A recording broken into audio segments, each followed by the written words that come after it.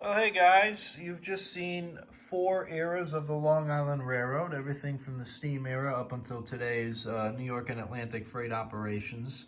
So I've got a plan for all of this. So I showed you all these eras of the Long Island Railroad because I actually want to upgrade from what I have here, which is the Carpet Central Railroad, and build something that looks very realistic.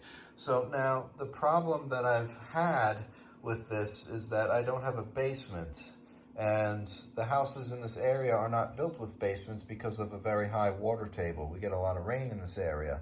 The other issue is my attic is the ceiling is too low. I can't stand up in there, and even if I could, I wouldn't build a layout up there because it's way too hot. So I am left with having to run trains in my living room. So I've come up with an idea to get around the fact that I can't really set up permanent bench work in here.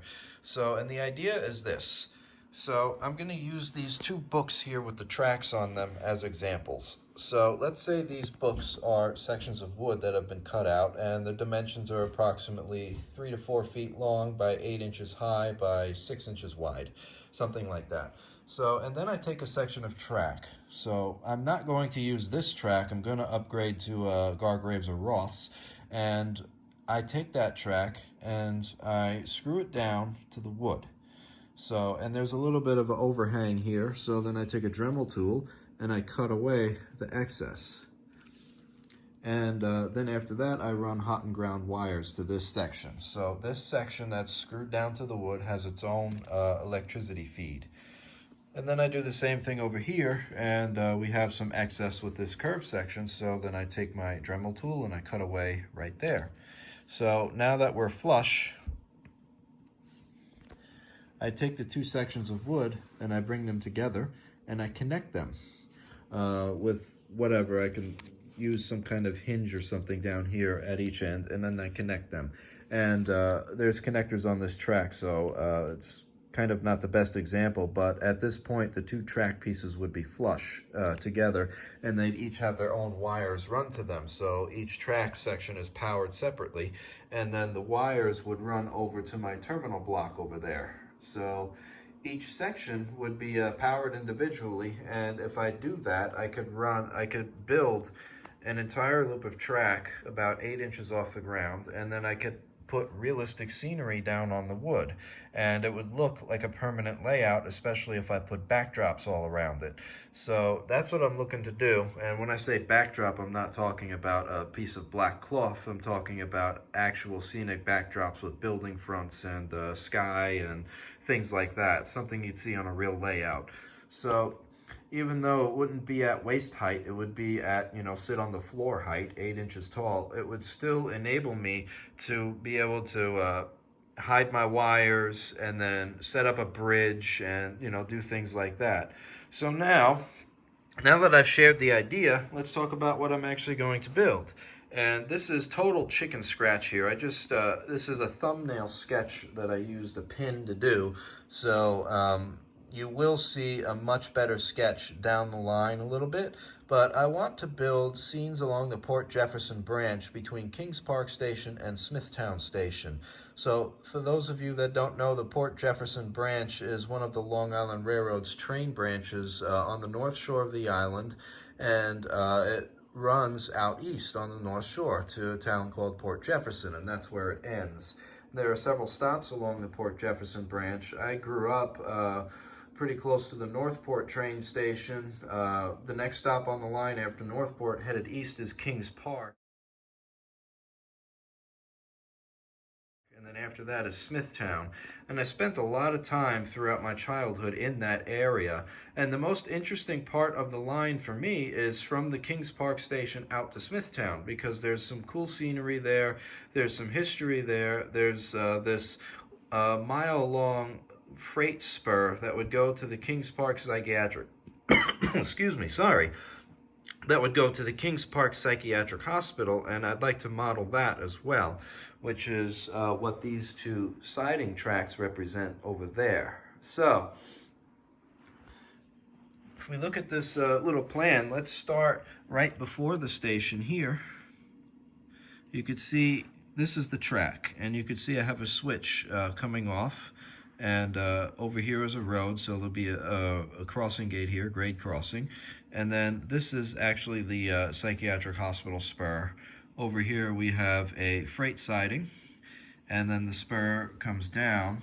Now, the way I have it set up now, the switch is right over here, but I'm gonna move it here. So, and then we come down, and over here is a coal trestle, which you saw that B6 steamer pushing or dropping off the coal cars here. And then this powerhouse here is how the hospital was heated. So the Long Island Railroad delivered coal up until the mid-80s to this hospital. Over here is something I saw on a map called the ice station, an ice room. It's another freight siding. I have to research that a little bit more. This would be a building front here representing the main building, and this is approximately underneath my TV.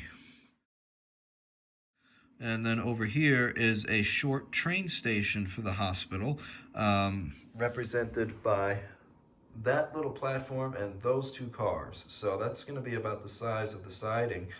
And the Long Island Railroad on Sundays would push a short train into this station here, this little siding, and pick up and drop off passengers. And it only did this once a day on a Sunday, and it lasted until about the mid-60s. So I'll be able to represent that here. I'll be able to model that, and that would be pretty cool. Over here, I'll put up some kind of divider. And then over here, this is actually a bridge going over the Nessequag River. So right over here would be the divider between Kings Park and Smithtown. And if we come over to this book really quickly, we have a C-420 on the bridge going over the Nessequag River. So another little point of interest as we're coming into Smithtown is right over here, and I'm going to drop a photo in so you could see it. It's Whisper the Bull, which is a significant piece of Smithtown history that I'll get into a little bit later. I'd like to see if I could somehow model that. I'm not 100% sure how yet, but I'd like to. And it's right here at the fork of 25A, Route 25A, and Route 25, where they come together. They then cross over the river, and then they head out east.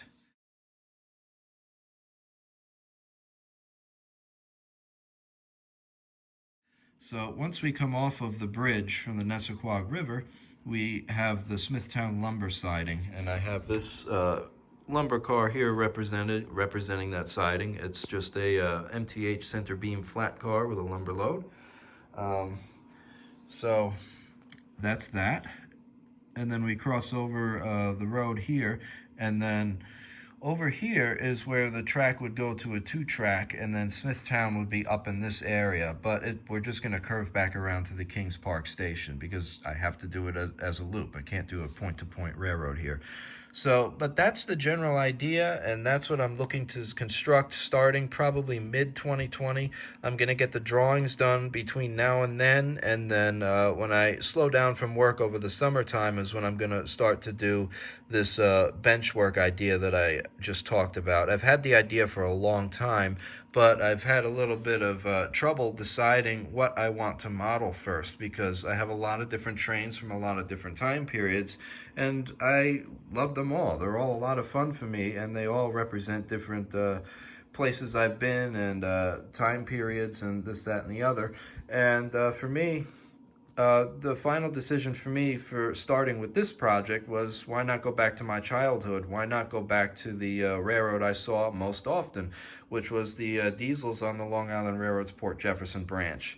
So that's what I remember mostly, and that's what I'm going to start with modeling first. I do have ideas for a second scene, and I'll get into that in another video. So thanks, guys. Thanks for watching, and happy holidays to everybody. Merry Christmas, and thanks for being a part of my little world here. So take care, guys. Have a good one, and I'll talk to you soon. Bye-bye.